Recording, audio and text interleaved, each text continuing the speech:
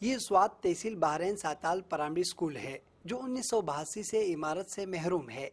ساتال school میں 130 طلبہ و طالبات زیر تعلیم تو ہے، لیکن اس اسکول کی عمارت نہ ہونے کے باعث اسکول کے بچے لکڑیوں سے بنے ایک چوپال میں کرایہ پر تعلیم حاصل کرنے پر مجبور ہے۔ بچے ماہانہ چندہ اکٹھا کر کے مالکی مکان کو کرایہ دیتے ہیں۔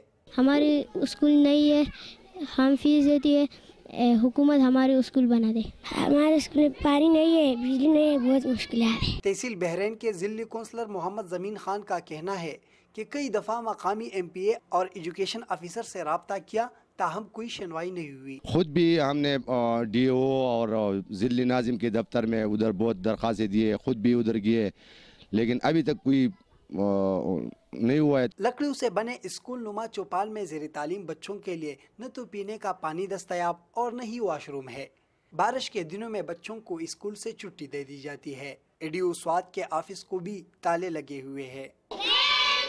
گورنمنٹ پرائمری اسکول ساتال کے بچوں کے لیے سرکاری عمارت کا نہ ہونا تعلیمی ایمرجنسی کی دعوے داروں کی کارکردگی پر سوالیہ نشان ہے۔ مراد علی خان، ڈان نیوز، ساتال، سوات۔